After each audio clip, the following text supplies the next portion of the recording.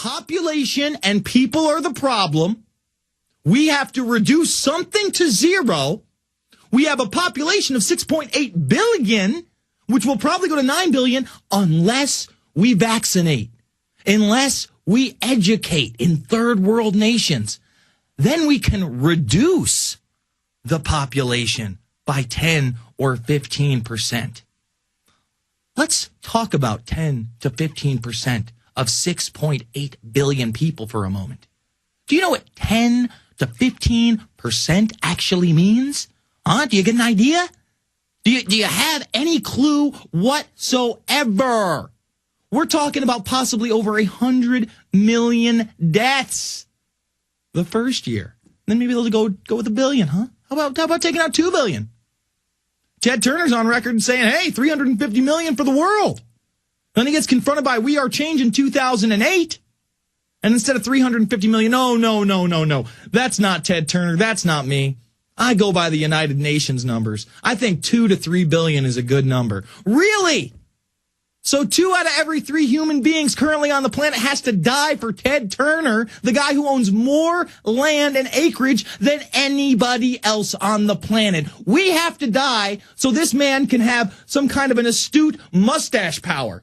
I don't get it. I'm not bowing down to the owner of the Atlanta Braves. It's not my thing. To the founder of CNN, this huge propaganda network, where they found the CIA embedded in 2000 and said, oh, don't worry, they're just interns. They're just interns. All right, I'm going to take this opportunity to go back and take some callers here. We got loaded phone lines. Mark in Georgia. Mark, you're on the line. Yes, sir. Hey, man, can you hear me okay? Yes, sir. Yes, I would like to clarify something about this Deborah Medina thing. I would support her regardless, but I'd be very clear that all we ask for is an honest debate. My moral ultimatum is either indict bin Laden, because we have a legitimate body of evidence that he carried out 9/11, which we don't, or indict the criminals in the government and the media that lied to us. Because even if it was a completely third party, they lied to us about who did it if they don't have evidence.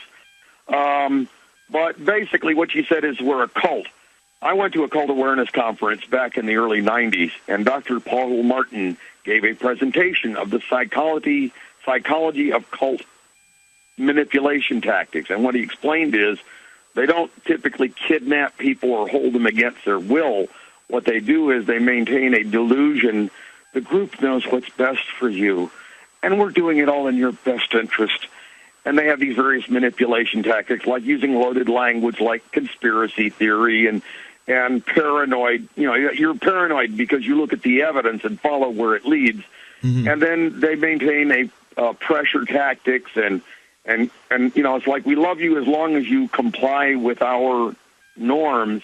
And the whole point of it all is you're free to think in any direction that isn't contrary to what we approve of. So basically, when they refer to us as being a cult, I'm saying we're not the ones avoiding dealing with the facts. You are, right? Absolutely. Absolutely. And let me say this about the cult comments. I am part of 0 cults. I've never been part of a cult in my life. I was raised as a Protestant and a Methodist. I went to church every Sunday. I went to Sunday school as well. Church was a big part of my life as a kid. Now, I went away from that as a teenager and an adult. So I am extremely insulted when somehow the facts of 9/11 are misconstrued into some kind of a religious belief system, and one with such a negative connotation as a cult. So I do take that personally, and I personally didn't enjoy those comments whatsoever. Appreciate the call, Mark. Let's go to Jerry in Georgia. Jerry, online. Jason, I've Yes, got sir. defects breathing. I got defects breathing down my neck because I'm not giving my children fluoridated water. Defects actually came over to my house because my wife had told them that I was not giving them tap water because fluoride is poison. So now they want to give me a 5-panel drug screen because of this. I thought that was crazy. Yeah, it's pretty crazy when CPS or social services can come into your home because you don't want to feed your child poison. How insane is it that this man cares for his kids, wants them to drink unfluoridated water, and then the wife goes and calls CPS or social services on the husband, on the father, and they come and pay you a visit, and they say, look, you're going to poison your kids. And that's why they want to break up the family so badly. They love playing parents off against one another, children against their parents. It works out great for the state because then they can divide and conquer and put in these ridiculous regulations where fluoride is in every water system, and you're a kook for saying you want it out.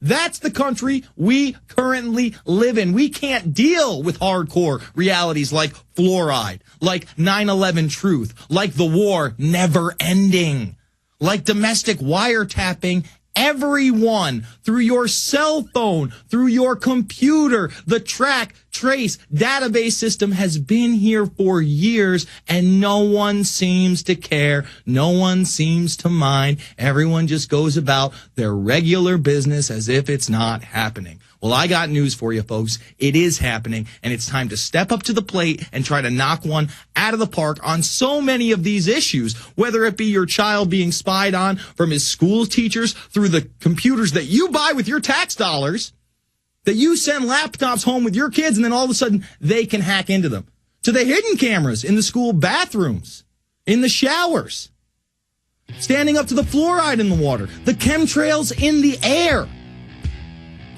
The war that's taking your sons, daughters, cousins, aunts, uncles, and using them as cannon fodder in their own words. We'll be back after this.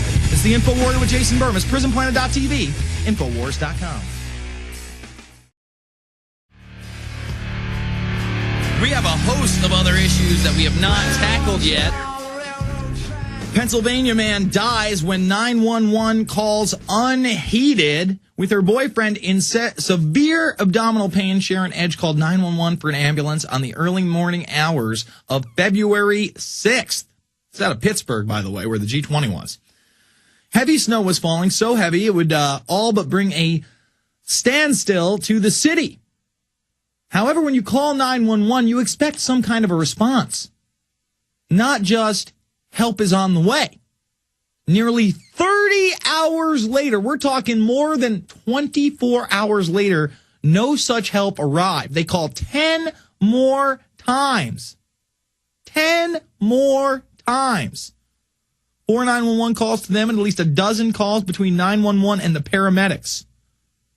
The electricity was knocked out, the heat was off, and the 50-year-old former steelworker waited huddled beneath blankets on his sofa where he later died. Talk about a system that's broken.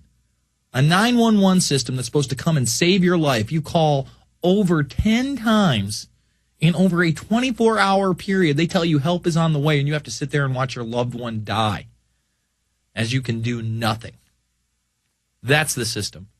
And if healthcare reform is passed, healthcare reform, I had some idiot on my Facebook who, I take in just about anybody. Right now I'm at the limit of 5,000 people with about 800 waiting, but people drop out, so I keep adding and adding unless they abuse the privilege and they start posting some Johnny nonsense or some hate or just some ridiculousness. This guy posted, we need Obamacare. I went to his page. He seemed like one of those lefties that is trying to do the right thing, knows about 9/11 truth, but just can't understand for some reason that this health care bill is a extra tax on all Americans, is not going to provide health care for anyone, and will create more death panels. We've already got death panels in this country. Insurance agencies already say, you're too old, or we don't think the procedure is going to work. You just need to die. We passed that health care bill, let me tell you. It's going to be super nightmare on steroids regarding health care. But they're going to play it up in the media like it's the best thing since breakfast. They're going to show you all these op-ed pieces and these local news reports of how now Johnny can go see a doctor and he's from a poor neighborhood and how great everything is and how Obama's system is working. It's not even Obama's system. They've been planning socialized medicine for a long time coming in this country, folks. All right, let's jam in a caller quick. Let's go to Adam in Nevada. What was that? We got Adam? That's right, Adam. Yeah, Adam, you're on the line. Mr. Bermas, it's been a long time. How you doing? Good, sir. You coming back after your movie's done to a full week lineup? I'm not quite sure. I guess just hearing you every week. Well, I might do the 5-night-a-week program. I don't know if I want to do 3 hours a night from 9 to midnight, which is 10 to 1 Eastern time. I guess I'm going to drop the news here on the show.